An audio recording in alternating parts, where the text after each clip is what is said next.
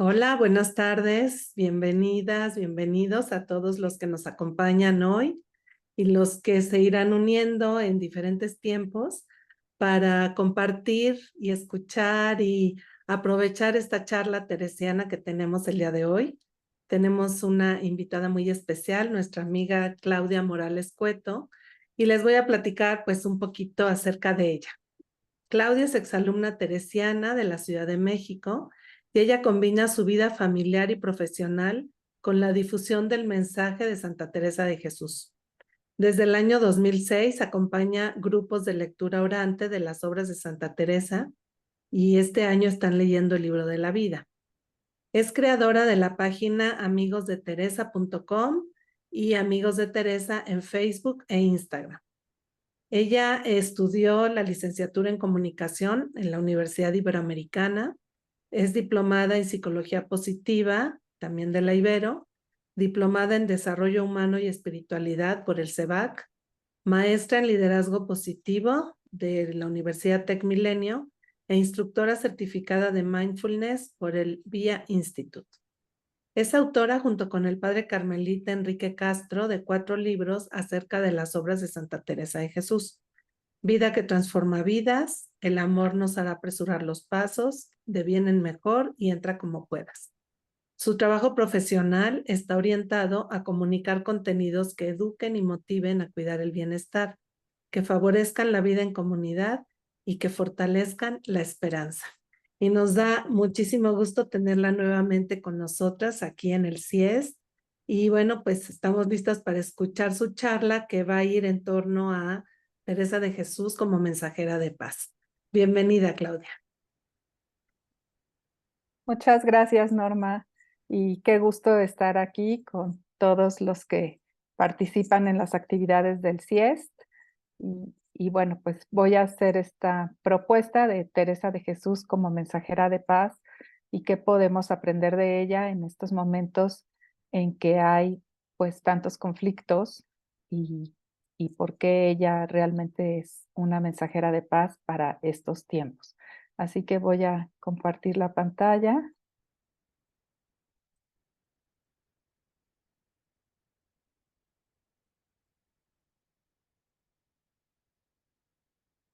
Me gustaría empezar con esta frase que está en el libro de las Moradas. Santa Teresa dice: paz, paz, hermanas mías, dijo el Señor, y amonestó a sus apóstoles tantas veces. Pues creedme que si no la tenemos y la procuramos en nuestra casa, no la hallaremos en los extraños. Pues Santa Teresa nos habla de la necesidad de cultivar la paz en nuestro interior en lugar de buscarla fuera de nosotros. Santa Teresa, como gran maestra de la interioridad que es, nos recuerda que Jesús tiene un mensaje de paz para nosotros y ese mensaje comienza cultivando la paz interior. Eh, si lo recuerdan, después de la crucifixión, en la resurrección, cuando Jesús se aparece a los apóstoles, entra en el cenáculo, aunque las puertas estaban cerradas, y los saluda con el saludo de paz a los apóstoles que estaban encerrados por miedo. Y ellos reciben este saludo y experimentan la paz. Es lo que está parafraseando Santa Teresa aquí. Esta escultura me gusta mucho. Está fuera del Colegio Latinoamericano de Ciudad Juárez, el colegio, uno de los 2 colegios teresianos que hay en Ciudad Juárez. Y bueno, pues es Santa Teresa, doctora de la Iglesia, con las palomas mensajeras de la paz. Todos los seres humanos anhelamos la paz, queremos estar tranquilos, disfrutamos de momentos de serenidad cuando los vivimos. Pero todos los días recibimos una luz de noticias que nos hablan de conflicto, de guerra, de hambre, de enfermedad. Y son cosas que nos inquietan muchísimo. En la época de Santa Teresa también había numerosos conflictos. Y de hecho, la guerra es uno de los motivos para que Santa Teresa escriba un libro que se llama Camino de Perfección. Ella funda el convento de San José de Ávila en 1562 y escribe este libro y funda ese primer convento motivada por lo que está sucediendo a su alrededor. Aunque el monasterio es de clausura, está enterada de lo que vive y sabe que puede tener una incidencia, sus acciones pueden tener una incidencia más allá del convento. Por ello, la fundación de este monasterio es una respuesta de paz positiva frente a los conflictos que está viviendo la Iglesia en su momento. ¿Qué es la paz positiva? Bueno, los psicólogos dividen la paz en dos tipos. La paz negativa se enfoca en reducir el conflicto, la violencia y la tensión. Se basa en estrategias de contención. Un poco como los policías que mantienen el orden en los conciertos, ¿no? O sea, se trata de reducir el conflicto, la violencia, la tensión, o como los soldados que pertenecen a los cascos azules de Naciones Unidas están tratando de que no haya violencia, de que no haya conflicto. La paz positiva, por el contrario, se enfoca en el desarrollo de la armonía, la equidad y la creación de instituciones que promueven la paz. Es decir, las acciones de la paz positiva están facilitando que se mantenga o que exista y se mantenga la paz. Santa Teresa de Jesús me conmueve porque es tan auténtica que nos muestra sus procesos de pensamiento, cómo va tomando las decisiones, y esto me parece inspirador. La emoción positiva de inspiración es la que experimentamos cuando vemos a alguien ser su mejor versión, cuando vemos a alguien que vive con plenitud, que realmente ha encontrado su camino y que se vuelve un modelo para nosotros, nos inspira. Y esto no quiere decir que vamos a imitarla, sino que nos anima a nosotros también a usar nuestras mejores cualidades y nuestros mejores talentos para hacer algo por el mundo. Y a mí, cuando veo los procesos de pensamiento de Santa Teresa y cómo toma sus decisiones, pues me resulta realmente inspiradora, porque sus dudas y cuestionamientos me hacen aceptar que también yo tengo dudas y cuestionamientos y que muchas veces el camino se abre cuando nos decidimos a dar el primer paso. La época de Santa Teresa es una época también de cambio, como ahora estamos viviendo numerosos cambios. Yo creo que algo que define la vida humana es el cambio. Ahora estamos pues inmersos en toda la transformación tecnológica y de hecho estamos empezando a usar la inteligencia artificial. En la época de Santa Teresa era muy reciente el uso de la imprenta en Europa. Comenzaban a imprimirse libros, lo que hizo más fácil que las personas accedieran al conocimiento. Se descubrió América y se empezó a conquistar el continente que habían descubierto o que habían conocido los europeos por primera vez. Todos los hermanos de Santa Teresa vinieron a América como conquistadores o como colonizadores de este continente. Y es también la época de la guerra de religiones. ¿A qué le llama Santa Teresa la guerra de religiones? Pues a este gran conflicto que surge a partir de la reforma protestante que inició Martín Lutero, también en el siglo XV, a finales del siglo XV. Entonces, él denuncia la venta de indulgencias y denuncia pues la decadencia en la que se vivía en muchos conventos e incluso en el seno de la iglesia. Entonces, pues eso causa que se separen, ¿no? Se separan los protestantes de los católicos. Algunos reyes del norte de Europa prefieren apoyar esta reforma que seguir rindiendo pleitesía al Papa, obedeciendo al Papa, porque pues también había ahí unas motivaciones económicas. Esto genera unas batallas muy cruentas. En España se mantiene fuerte la Iglesia Católica porque la Iglesia está aliada a la corona española. El rey Carlos V y el rey Felipe II tratan de mantener la hegemonía por medio de los tribunales de la Inquisición. Entonces, pues bueno, esto era un arma que infundía miedo a las personas y trataba de combatir cualquier pensamiento disidente. Esta guerra en la que pues se están peleando por cómo se debe vivir el cristianismo, le duele muchísimo a Santa Teresa. Y ella entonces se pregunta, ¿qué puedo hacer ante este conflicto? Y al comenzar el libro de Camino de Perfección, ella escribe, en este tiempo vinieron a mi noticia los daños de Francia y el estrago que habían hecho estos luteranos. Dióme gran fatiga, como si yo pudiera algo o fuera algo. Lloraba con el Señor y le suplicaba remediase tanto mal. Parecíame que 1000 vidas pusiera yo para remedio de un alma de las muchas que ahí se perdían. Y como me vi mujer y ruin e imposibilitada de aprovechar en lo que yo quisiera en el servicio del Señor, y toda mi ansia era y aún es que pues tiene tantos enemigos y tan pocos amigos, que esos fuesen buenos, determiné a hacer eso poquito que era en mí, que es seguir los consejos evangélicos con toda la perfección que yo pudiese y procurar que estas poquitas que están aquí hiciesen lo mismo, confiada en la gran bondad de Dios que nunca falta de ayudar a quien por él se determina a dejarlo todo.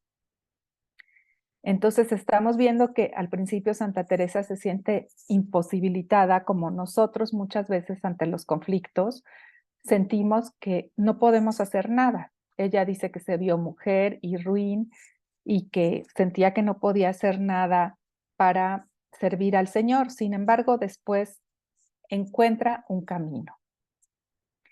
Teresa, como constructora de paz, se deja tocar el corazón por el sufrimiento y primero piensa que hay algo que sí puede hacer, que es orar.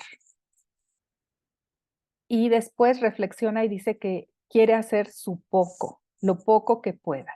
Su deseo de servir a Dios la hace determinarse a hacer lo poquito que pueda para hacer vida el Evangelio y procurar que las hermanas de la naciente comunidad también puedan hacerlo.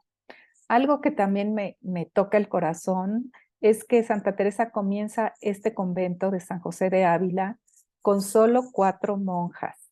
Y bueno, pues ella tiene fe en que esas monjas serán una buena semilla que darán fruto. Y actualmente ese convento sigue ahí y en el mundo hay numerosos conventos carmelitas.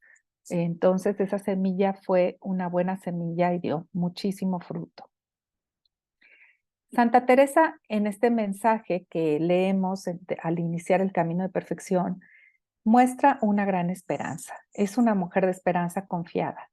De acuerdo con la psicología positiva, la esperanza es una fortaleza de carácter que se presenta en momentos de adversidad y tiene 3 elementos. Lo primero, la persona está en el presente y desde el presente puede imaginar un futuro mejor. Tiene conciencia de los recursos personales con los que puede avanzar hacia ese futuro. Ese es el sentido de agencia. Y puede pensar en rutas para alcanzarlo. ¿Por qué no solo una ruta?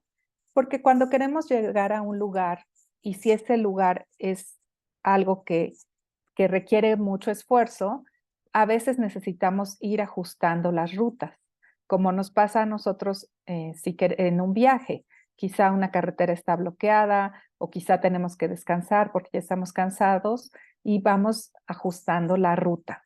Así también cuando queremos lograr algo importante, necesitamos pensar en rutas o vamos a ir ajustando las rutas para llegar a nuestro yo futuro. Y el sentido de agencia son nuestras cualidades, los recursos que sabemos que tenemos, ya sean materiales, psicológicos, relacionales, que nos ayudan a llegar a ese yo futuro. Algo interesante es que una vez que logro algo en el futuro, también mi sentido de agencia se refuerza, me doy cuenta de que yo puedo hacer algo y refuerza al yo del presente. Entonces, Santa Teresa, con esperanza, nos ayuda a construir un mejor futuro. Vamos a ver cómo ella hace este discernimiento. Su yo presente expresa, dióme gran fatiga, lloraba con el Señor y le suplicaba que remediase tanto mal. Es decir, ella ora y le suplica al Señor, intercede por la paz del mundo. El futuro que desea es el bien de la iglesia. Toda mi ansia era y aún es que pues tiene Dios tantos enemigos y tan pocos amigos, que esos fuesen buenos. Está hablando especialmente de los sacerdotes, de las personas que también, los obispos, las personas que gobiernan la iglesia, que tienen autoridad en la iglesia, que sean personas santas.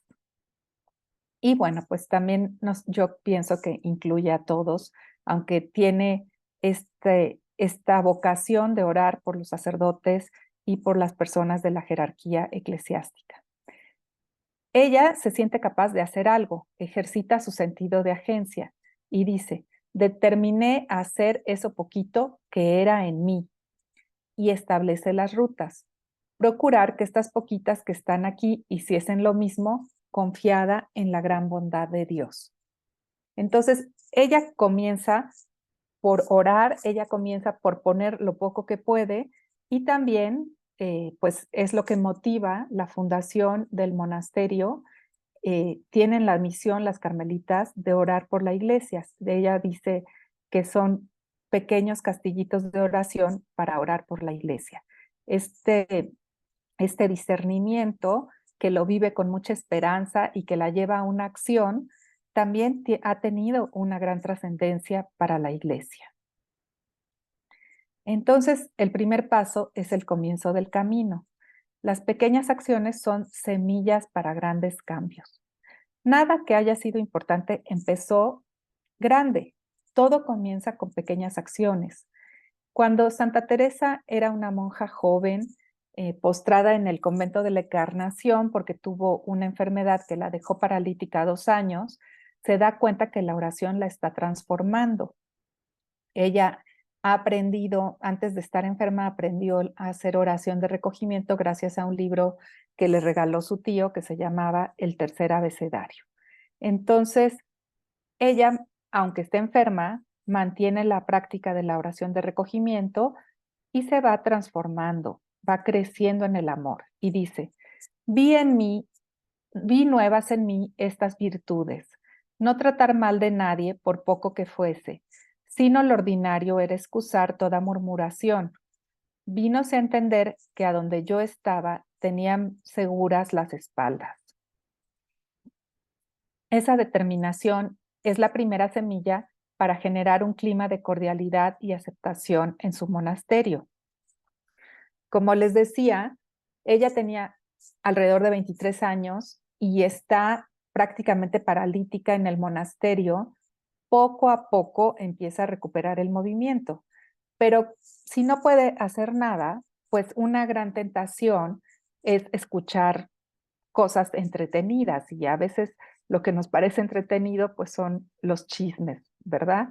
Entonces Teresa se da cuenta que ya no le interesa, que lo que ella hacía era excusar toda murmuración.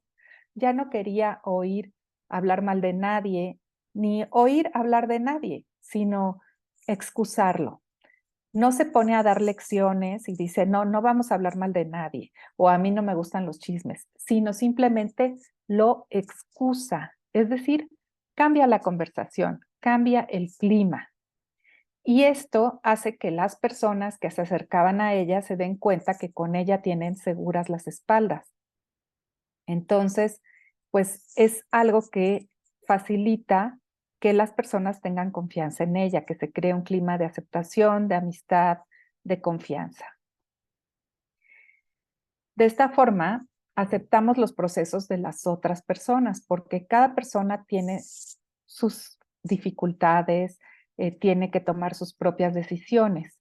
Como fundadora y maestra, muchos años después, también va a dar gran importancia a evitar la murmuración, las críticas, con el fin de evitar bandos y promover la unidad en los monasterios. Y lo dice así en Las Moradas.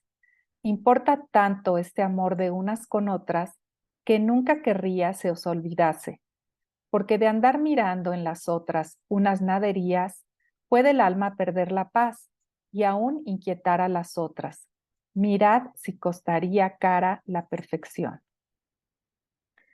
Entonces, pues no hay que estar mirando los detalles mínimos en los otros. Realmente en el camino de la oración tenemos que enfocarnos en nuestro propio proceso y no tratar de estar corrigiendo a las otras personas, porque cada persona tiene su proceso, tiene su historia, tiene sus capacidades y sus esfuerzos, y es mejor ser una persona que incluye que una persona que excluye, porque estamos buscando las diferencias y las deficiencias en los demás.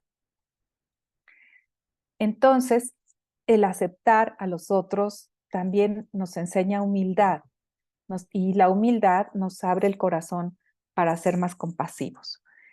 Cuando nosotros nos conocemos y conocemos nuestra verdad personal, los talentos que tenemos y las carencias o defectos, podemos aprender a amarnos y amar a los demás como son.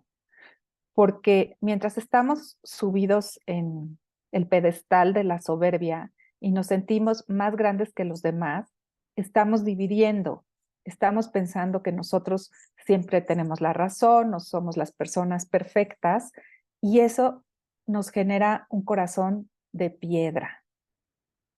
Teresa nos dice, donde hay humildad de veras, aunque nunca dé Dios regalos, dará paz. ¿Por qué? Porque nos va a dar la paz de saber que aunque tengamos alguna carencia, alguna limitación, Dios nos hizo bien y nos ama tal y como somos. Y la humildad también nos ayuda a apreciar y valorar las cualidades de los demás.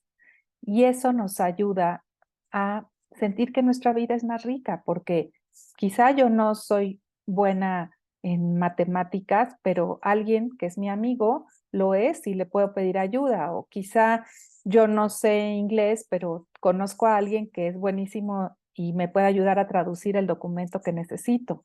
Podemos ir a, yo también puedo a lo mejor ayudar a esas personas con mis propias cualidades. Entonces, la humildad nos ayuda a formar comunidad, a que nos sintamos que la vida es más abundante, porque todo lo podemos ir poniendo en común, compartir nuestros dones, así como en la multiplicación de los panes se compartieron los 5 panes y 2 peces y alcanzó para todos. Cuando compartimos lo poquito que tenemos, nuestros pequeños dones, la vida se hace más abundante para todos. La paz es también un don y es una tarea. Es decir, es algo que Dios nos da y que nosotros tenemos que cuidar, que cultivar. En las quintas moradas, Santa Teresa comienza a explicar los estados místicos y menciona que son pocas las almas que no entran a esta morada, pero que es necesario cultivar la virtud. Lo dice así: cuanto a lo exterior, vamos bien para llegar a lo que es menester, es decir, a lo que se necesita. En las virtudes, para llegar aquí, hemos menester mucho, mucho, y no nos descuidar ni poco ni mucho. La virtud es el cultivo del bien, y esto tiene diferentes modalidades. Una de las formas de practicar el bien es ser humilde, como lo mencioné anteriormente. Otra es practicar el amor. Otra es tener apertura para soltar todo lo que no necesito, es decir, el deshacimiento del que habla Santa Teresa como una de las virtudes necesarias para la oración. ¿Por qué dice que en cuanto a lo exterior vamos bien? Porque la persona de la quinta morada ya ha ordenado su vida de tal manera que le dedica tiempo a Dios, tiene buenos hábitos, se acerca a los sacramentos. Pero eso exterior, es decir, esas actividades con las que nos mantenemos vinculados a Dios, necesitan también fortalecerse con la práctica de la virtud. Las 3 virtudes que Santa Teresa considera más importantes para la oración son el amor, el deshacimiento o desapego y la humildad. Y son las que se necesitan cultivar para poder ir adelante en el camino. Son también las virtudes que nos van a ayudar a vivir con mayor paz. Para cultivar la virtud, la santa sabe que ser fiel a una determinación, aunque sea muy pequeña, puede lograr grandes cosas. Por eso nos anima a cultivar estas tres virtudes, el amor, el deshacimiento y la humildad, que son el fundamento de todo el castillo de la oración.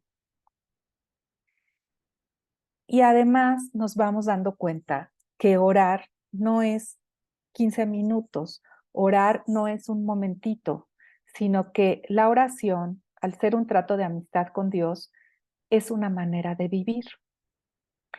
Nosotros, los seres humanos, cuando estamos en contacto con otras personas para relacionarnos de una mejor manera, activamos nuestras neuronas espejo, que son las que nos ayudan a entender las expresiones faciales de los otros, sus miradas, nos ayudan incluso a alinear nuestra respiración a la de la otra persona, o sea, nuestro ritmo de respiración se sincroniza con el de la otra persona cuando estoy en una conversación con ella. Entonces, imagínense, si eso pasa entre las personas, cuánto más que con Dios. Cuando estamos con Él, vamos aprendiendo su trato, vamos aprendiendo su manera de ser.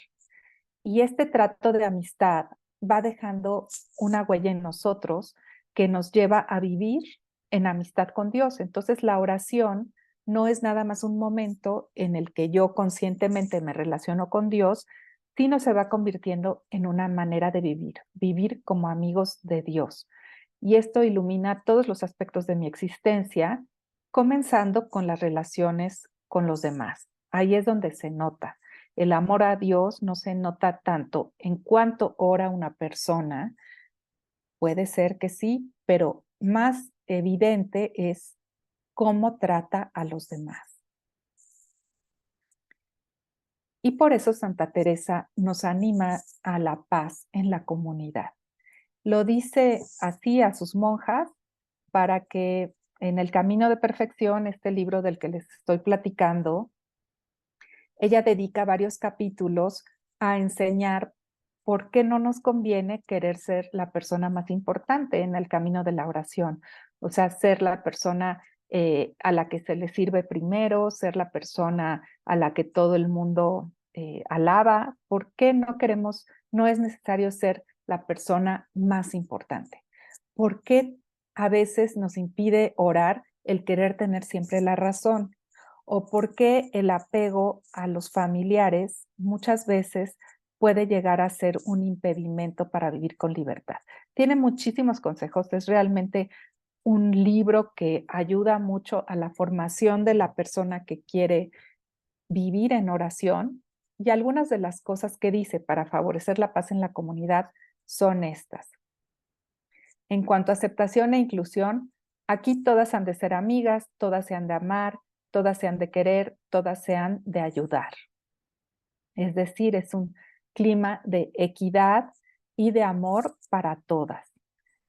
El perdón es una característica también para vivir en paz. No hay cosa enojosa que no se pase con facilidad en los que se aman.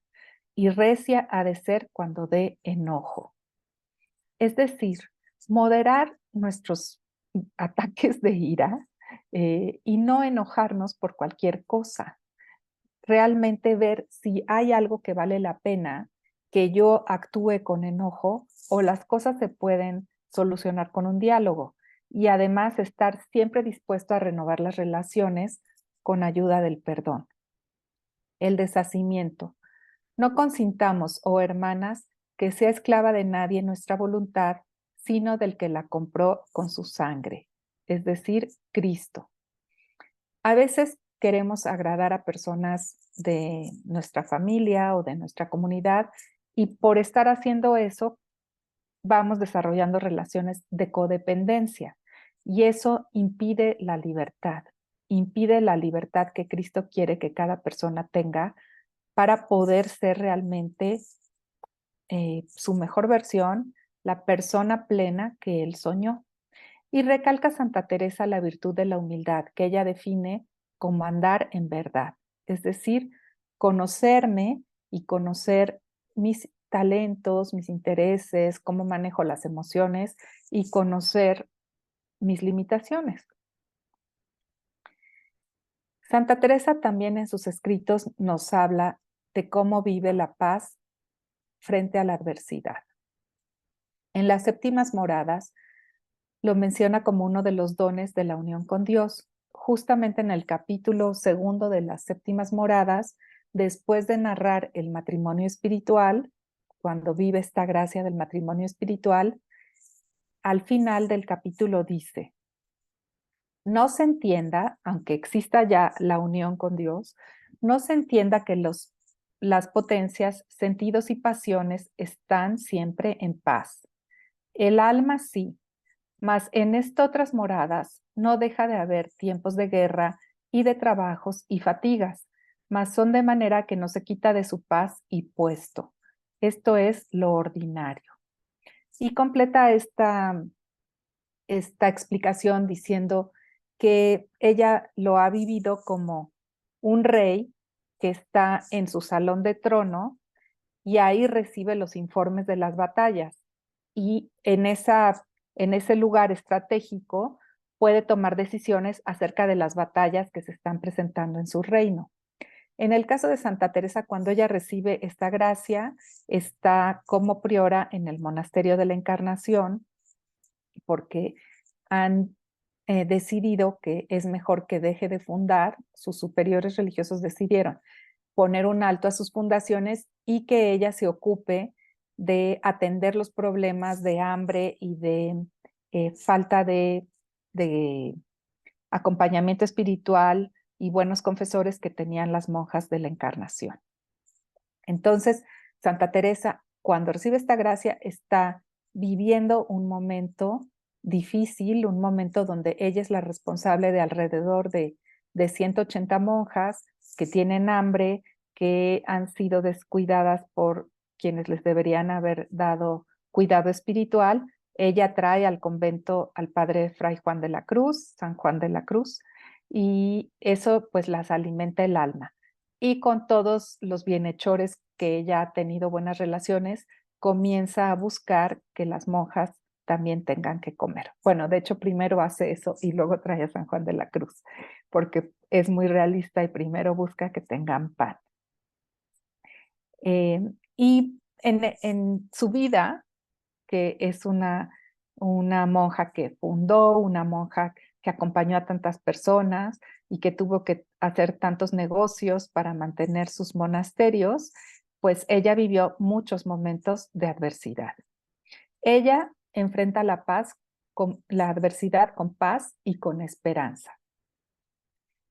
En 1576, Santa Teresa funda en Sevilla y ahí funda en 1575 y en 1576 recibe del capítulo general la orden de detener sus fundaciones y recluirse en el convento de su elección.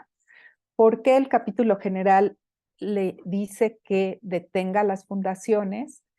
Pues porque Santa Teresa fundó en Andalucía, en Beas, que ella no sabía que no era Castilla, porque políticamente sí pertenecía a Castilla, pero canónicamente pertenecía a Andalucía. Y luego, por obediencia al padre Gracián, funda en Sevilla, que era pues la Nueva York de la época, la ciudad donde entraba todo lo de América al viejo continente. Era una ciudad comercial muy importante. Y el padre Rubeo, pues cuando se entera, le molesta muchísimo que Santa Teresa haya fundado ahí y, y bueno, no le había dado licencia de fundar en Andalucía. Es una confusión ahí muy grande lo que ocurre. Y Santa Teresa, que parte de su inteligencia es ser siempre adaptable y flexible y poder replantearse las cosas, dice que no le aflige tanto recluirse, como le dicen a manera de cárcel en un convento, pues ella es amiga de hacer de la necesidad virtud y toma la orden como un bienvenido y merecido descanso después de tantos años de ser fundadora. Es decir, se mantiene optimista y dice, bueno, tendré que descansar, ¿no? O sea, me ponen un alto, tendré que descansar. ¿Cuál era el núcleo del problema? Pues en realidad el núcleo del problema es que Los frailes calzados están sintiendo que los frailes descalzos están creciendo demasiado y empiezan a tratar de destruir esta reforma descalza que ha fundado Santa Teresa. Y esto ha sido la misión de Santa Teresa por los últimos 15 años en ese momento. Comenzó en 1562, su primer convento, el que les conté hace rato, San José de Ávila, y 15 años después, pues ya hay varios conventos de frailes, ya tiene como 10 conventos de monjas, no sé los números exactos ahorita, pero la reforma se ha extendido por Castilla y ahora comienzan los conventos en Andalucía. Entonces, el núcleo del problema pues es un conflicto de intereses entre los calzados y los descalzos. Santa Teresa, ante este problema, muestra su sentido de agencia. Entonces, ¿qué hace? Otra vez se pregunta, ¿qué puedo hacer? ¿Cuál es el futuro que desea? Mantener la reforma descalza, que sigan y se mantengan y perduren los conventos que ella ha fundado. ¿Por qué? Porque cree y está firme en creer que sus conventos sirven para orar por el bien de la iglesia y que en realidad la iglesia puede beneficiarse de que existan frailes que son letrados y que también son espirituales, frailes contemplativos, les dice ella. Entonces, ¿qué hace para mostrar su sentido de agencia? Lo que puede, lo que está en sus manos. Escribe al Padre General, escribe al Rey Felipe II, busca conciliar. Ella enfrenta estas batallas con la pluma y con un espíritu fuerte, no con la espada. Es impresionante al leer sus cartas cómo busca conciliar, hacer alianzas, tocar los corazones. No es una persona que agreda, no es una persona que genere más conflictos, sino lo que está buscando es conciliar. Escribe varias cartas para pedirle al Padre General que cambie de opinión. En una carta datada en enero o febrero de 1576, muestra su inteligencia social para la negociación y el deseo de mantener la paz. Ella dice que en ese año, en 1575, se han fundado 3 conventos con súbditas siervas de Dios. Es decir, muestra que está cada vez expandiéndose la reforma con monjas que son buenas, que oran por la iglesia, que tienen una vida contemplativa. Los conventos que fundó Santa Teresa en 1575 son el convento de Beas, el de Sevilla y el de Villanueva de la Jara, que lo funda una monja que va en nombre de Santa Teresa. Es el primero que no va ella personalmente a fundar. Entonces, ella dice que le ha escrito varias veces al padre, pero que sin reclamarle la falta de respuesta, dice, yo creo que quizá no estaba en Roma cuando llegaron mis cartas. Es decir, no se ofende porque no le haya contestado, no supone cosas que la hagan sentir mal, sino simplemente dice, bueno, pues quizá no estaba en Roma, no recibió más mis cartas, yo seguiré escribiendo. Ella es obediente y sincera. Se presenta como medianera, como intercesora, porque los frailes descalzos, especialmente Gracián y Ambrosio Mariano, que ya los estaban amenazando de excomulgarlos, no osaban escribir al Padre General. Y le pide que los perdone, ¿no? Trata de despertar la compasión del Padre General diciendo, mas mire su señoría, que es de los hijos errar y de los padres perdonar y no mirar sus faltas. La carta es larga y reitera su obediencia sin dejar de dar la verdad y su versión de los hechos. Santa Teresa actúa siempre con confianza en Dios. Aunque la carta no recibe respuesta, el conflicto sigue por los siguientes 5 años, pero ella se mantiene firme, con confianza en Dios, tejiendo redes por medio de cartas con todos sus conventos, con los frailes, escribiéndole al rey, escribiendo a todas las personas que puede para mantener viva esta misión que ella ha sentido como fundadora de la Orden de los Carmelitas y las Carmelitas Descalzas. Por medio de las cartas mantiene abierta la comunicación. Santa Teresa viaja finalmente de Sevilla a Toledo a mediados de junio de 1576. Aquí está Sevilla y viaja a Toledo, que parece muy cerca ahora. Ahora pues han mejorado muchas las comunicaciones. En esa época, viajando en carreta, pues Santa Teresa se tardaba muchas semanas en llegar de Sevilla a Toledo. ¿Por qué elige recluirse en el convento de Toledo? Porque Toledo era una de las ciudades mejor comunicadas de España, porque por mucho tiempo había sido la capital imperial.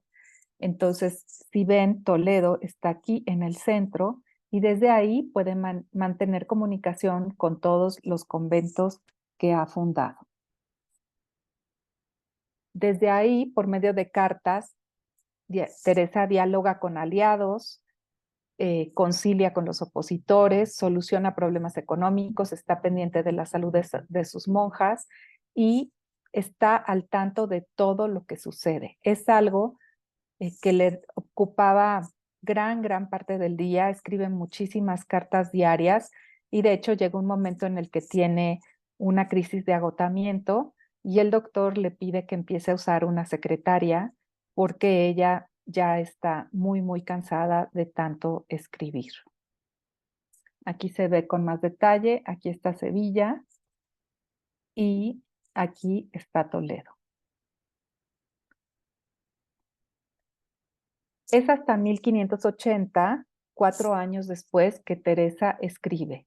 Estando en Palencia, es decir, cuando funda en la ciudad de Palencia, fue Dios servido que se hizo el apartamiento de los descalzos y calzados, que era todo lo que deseábamos para nuestra paz y sosiego. Ahora estamos en paz, calzados y descalzos. No nos estorba nadie a servir a nuestro Señor. Ahora comenzamos y procuren ir comenzando de bien en mejor. Entonces, ella pues recibe este regalo de que se pueda hacer la provincia descalza y que tengan su propio gobierno y que deje de existir este conflicto por el cual, pues realmente, como dice San Enrique de Ossó, era un conflicto entre personas buenas, nada más que tenían algunas diferencias en cómo querían vivir su carisma. Entonces, por fin se hace la separación entre descalzos y calzados. Santa Teresa se muestra como una mujer determinada. Después de 1576, que es complicado, Santa Teresa vive el siguiente año también con una crisis de salud y eso complica para ella más las cosas. Es lo que les decía, en febrero de 1577 hay una carta a su hermano Lorenzo donde le cuenta que ha tenido una fuerte crisis de salud, que tiene tinnitus, que es esto que uno oye ruidos y zumbidos en el oído. El doctor la examina y le dice que es por agotamiento, que tiene que descansar y que necesita pues tener una secretaria que la ayude. A pesar de ello, Teresa mantiene su sentido de propósito y quiere seguir comunicando la belleza que es para las personas encontrarse con Dios como amigo. El libro de la vida no lo pudo recuperar ni ver ella nunca después de que la Inquisición se lo llevó a sus calabozos. O sea, la princesa de Éboli, cuando ella funda en Pastrana, la princesa de Éboli le pide prestado el libro y después ella lo denuncia a la Inquisición y el libro se va a la Inquisición. Y Santa Teresa, en ese libro que contaba pues toda su historia de amor con Dios, no vuelve a ver ese libro. Y quiere comunicar, seguir comunicando las enseñanzas de la oración. Entonces, como las mujeres no tenían permitido enseñar, de alguna manera le pide al padre Gracián que le ordene escribir este libro que conocemos y que es un tesoro, que se llama Las Moradas. Esta arqueta que se ve aquí, amarilla, es el lugar donde, según las carmelitas de Toledo, ella se sentaba a escribir el libro de las Moradas, que comenzó en junio de 1577 y terminó en octubre de ese mismo año. Santa Teresa, en todo esto que les he contado, vemos que usa sus rasgos positivos de personalidad, que son las fortalezas de carácter. Cuando usamos las fortalezas de carácter, tenemos resultados positivos para nosotros, para los demás, y esto contribuye al bien común. Todas las personas tenemos las fortalezas de carácter, que son 24, en diferente intensidad y las usamos de diferentes maneras. Eso es lo que se llama una constelación de fortalezas. Y aunque sea la primera vez que oyes este término, tú has usado tus fortalezas a lo largo de tu vida, aunque no seas consciente de ellas. Son esos rasgos que te hacen ayudar a los demás, que te hacen lograr tus metas, que inspiran tus más profundos deseos. ¿Cuáles son las fortalezas de carácter que usa Santa Teresa, que hemos visto en esta conferencia? Vemos que usa la apertura mental y el juicio crítico. Acepta opiniones y actitudes diferentes a las suyas. Analiza las situaciones. O sea, usa su capacidad de análisis, usa su capacidad de escucha para ver que otros pueden tener opiniones diferentes y tomar decisiones. Es una mujer autorregulada, no se deja llevar por sus impulsos, sino que crea y fortalece hábitos que le ayudan a cultivar la virtud, a eliminar los vicios y a mantener la serenidad. Es también una mujer que se sabe capaz de amar y ser amada. No esconde su afecto, es muy tierna y eso lo podemos ver en las cartas, en la manera como le habla a sus monjas e inclusive pues en los libros que, o sea, no solo en las cartas que son más personales y que obviamente nunca se pensó que fueran a ser públicas, pero en los libros también vemos numerosos textos en los que muestra su ternura. Es una mujer que practica la equidad, crea comunidades de iguales, en una época en la que los estamentos sociales eran fijos, es decir, las jerarquías eran muy marcadas entre los nobles, los burgueses y los campesinos, y la sociedad no tenía la movilidad social que existe actualmente. Santa Teresa funda unos conventos en los que pueden entrar mujeres de cualquier origen, no busca que tengan sangre limpia, es decir, que sí pueden entrar mujeres que tuvieran sangre árabe o musulmana o judía, o que se hubieran convertido al cristianismo, que era algo que la mayoría de los conventos en su época no aceptaban. Los conventos que funda acepta mujeres que saben leer, acepta mujeres analfabetas, mujeres nobles, mujeres burguesas, mujeres campesinas, todas iguales ante Dios, y crea comunidades en las que tienen relaciones de equidad y de amor. Es una mujer llena de esperanza. Puede visualizar un mejor futuro, así como sus recursos personales y las rutas para alcanzarlo. También es una mujer espiritual. Sus acciones tienen un propósito trascendente y cultiva una relación personal y comunitaria con Dios. Es humilde, reconoce y acepta sus virtudes y defectos, sus aciertos y equivocaciones. Tiene una gran inteligencia social, puede leer los motivos de los demás, es empática, entiende por qué las personas actúan de tal o cual manera. Es una buena líder, influye de forma positiva en los demás y genera y crea una organización con un objetivo común. El objetivo, como ya dijimos, de los conventos es y era orar por el bien de la iglesia y vivir los consejos del Evangelio. Santa Teresa es una mujer que perdona, comprende que podemos equivocarnos y rectificar nuestra conducta. También es una mujer con una gran perspectiva porque es capaz de ver todo el panorama y al mismo tiempo el núcleo de los problemas y atender ese núcleo para solucionarlos. Es perseverante, trabaja diligentemente hacia un objetivo sin darse por vencida. A veces tarda años en lograr lo que se propone, pero no se da por vencida. Y es una mujer valiente que enfrenta sus miedos y no se acobarda ante los retos. Como seguidores de Cristo, podemos orar por la paz, pero también cultivar las virtudes que nos permitan ser portadores de su paz a nuestra realidad. Solo podremos hacerlo teniendo paz en nuestra morada interior.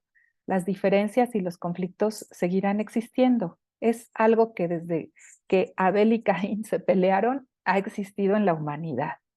Pero la paz podemos cultivarla en nuestros ambientes y favorecerla, que se haga más grande, que podamos relacionarnos con paz con todas las personas que nos encontremos, que podamos ser personas que son una presencia de paz en sus propios ambientes. La paz nunca la vamos a alcanzar por completo, porque es una tarea cotidiana. Es algo que tenemos que cultivar todos los días. Y lo que nos puede ayudar es determinarnos a la amistad con Dios, porque esto implica determinarnos a favorecer la paz. Y Santa Teresa en sus escritos nos da pistas muy concretas para hacerla realidad.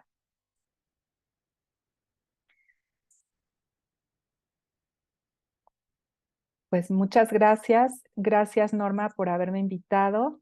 Y con esto concluyo esta presentación. Espero que sea de utilidad para todos, para que podamos, como Teresa, vivir interiormente con mayor paz y ser portadores y mensajeros de paz para nuestro mundo.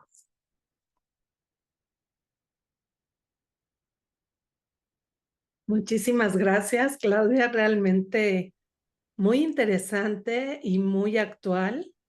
Gracias por acercarnos la persona de Teresa. Con todo esto de las fortalezas de carácter se me hace súper interesante. Yo quisiera preguntarte algo con respecto a eso. Dices que hay 24 fortalezas de carácter y que a lo mejor ni somos conscientes de cuáles tenemos o las hemos practicado, pero así, o sea, sin saber qué es eso, ¿no? Entonces yo me preguntaba, ¿cómo poder ser conscientes de, pues, de esas fortalezas que tenemos? Porque desde ahí podemos ir siendo también promotores de paz con lo que somos, ¿no? Con los dones que hemos recibido, porque desde lo que somos, pues Dios quiere que actuemos. Entonces, como para aterrizar, ¿no? O sea, tú hiciste un análisis, me parece que excelente, de la persona de Teresa con este término más actual, digamos, y descubriendo cómo ella utilizó esos dones, pues, para el bien común y para la misión. En nosotros, ¿cómo podríamos saber o digo, ya sé, a lo mejor hay todo un estudio y demás, pero como en cosas concretas o qué nos puedes tú sugerir, ¿no? Para seguir profundizando en esto. Pues les puedo sugerir que pongamos en las notas de YouTube, en las descripciones, el link donde pueden hacer el test gratuito de fortalezas. Entonces, o sea, las fortalezas de cuando se fundó la psicología positiva, cuando empezó este movimiento dentro de la psicología, Chris Peterson y Martin Seligman, que son dos de los padres de la psicología positiva, se preguntaron por qué no había como una clasificación para nombrar a los mejores rasgos de personalidad de las personas. Mm, Así como hay un diccionario, bueno, una catalogación de las enfermedades mentales, ¿por qué no había una catalogación de lo mejor del ser humano? mm, Entonces se realizó una investigación que duró 5 años en la que participaron, no 3 años, pero participaron 55 científicos alrededor del mundo y se revisaron pues los escritos ancestrales, o sea, se revisó la Biblia, el Tao, los Vedas, todos los escritos antiguos y se revisaron también eh, eh, pues escritos actuales que hablan de qué es lo mejor del ser humano y se hicieron encuestas e investigaciones preguntándole a las personas, por ejemplo, si tú quieres educar a tu hijo, ¿qué característica piensas que sería lo más importante? Entonces, en eso en todos esos países y en diferentes culturas. Y de ahí salieron estas 24 fortalezas que son deseables por el ser humano alrededor del mundo. Esto es importante porque a veces como los investigadores son americanos, hay quien dice, son ondas de los gringos. No, es en el ser humano alrededor del mundo hay estos 24 rasgos de personalidad que usamos de diferentes maneras. Cuando haces el test, hay los primeros 5, los primeros 7 son los que usas con mayor frecuencia para relacionarte con el mundo. ¿Qué quiere decir esto? Que están presentes en lo que piensas, en lo que deseas, en lo que te interesa, en la forma en la que te relacionas con los demás. Entonces, quizá, por ejemplo, una persona que tiene alta la fortaleza de bondad, le gusta hacer favores, es generosa eh, y es amable, ¿no? Una persona que tiene alta la fortaleza de curiosidad, le gusta investigar, observar. Entonces, en una misma situación, vamos a decir ahora que está este desastre natural que fue el huracán Otis, una persona bondadosa, quizá lo primero que piensa es, ¿qué puedo dar? ¿Cómo lo puedo hacer? ¿Cómo voy a hacer? ¿Cómo puedo ayudar a esas personas? Y una persona que tiene la fortaleza de curiosidad ante ese mismo hecho, primero va a investigar qué es lo que pasó para poder tomar una decisión. O sea, ante lo mismo, actúas de diferente manera, igual están orientadas al bien, pero lo haces de una manera distinta. Genial. No, Entonces, pues sí. ajá, así es. Entonces, bueno, pueden hacer el test y luego lo que es interesante, pues es empezar a observarnos y conocer nuestras fortalezas, porque no es así de que pues ya te pones tu etiqueta y no profundizas con eso, sino es realmente una herramienta para conocernos y darnos cuenta, pues, cómo nos relacionamos con nosotros mismos, con el mundo, con los demás, cómo está influyendo esto en nuestras decisiones, en nuestras acciones. Pues muchas gracias. Se me hace súper teresiano porque es conocimiento propio, buscar el bien común. Mm, Lo que dices, ¿no? También nos recuerda que somos humanidad. O sea, mm. que cualquier ser humano en cualquier lugar del mundo puede tener y desarrollar estas fortalezas. Entonces creo que nos viene muy bien y te agradecemos muchísimo esta conexión de Ujú. la persona de Teresa, pero con esto actual que también nos compromete, ¿no? Así que, pues muchísimas gracias por tu aporte en este mes teresiano, Clau, y que hemos querido enfatizar mucho esto de la formación para la paz y descubrir que en Teresa pues tenemos una maestra también de paz y pues de cómo promoverla desde nuestros pequeños lugares y ambientes, ¿no? Donde se van pues con los que convivimos y de ahí hacia afuera. Así que Claro, y pensar, a mí de verdad me resulta tan conmovedor que ella empezó su convento con 4 monjas y nosotros luego decimos, no, porque a nadie le interesa, solo hay 4 personas, o sea, como que, pues sí, 4 está bien, o sea, no, no despreciar los pequeños comienzos. sí, pues tú ves Jesús, su grupo pequeño, Enrique de Oso, las primeras fundadoras eran 8, Ujú. pues así es como empieza, como ir haciendo estos aliados o estos liderazgos que se van tejiendo y que entonces van invitando a otros, ¿no? Que es un poco Ah, la idea, que queremos irnos tejiendo en donde estamos con estos invitados pues tan maravillosos que nos abren la mente y nos motivan, ¿no? Pues para ofrecer lo mejor que podamos a nuestro mundo. Así así es. que muchísimas gracias por acompañarnos. Gracias a ti, Norma. Y pues bueno, pues ya seguiremos conversando acerca de las fortalezas en otra ocasión. Sí, claro que sí. Gracias Bueno, a todos los que se unieron, y bueno, pues estamos en contacto y que tengan muy feliz tarde. igualmente, bye.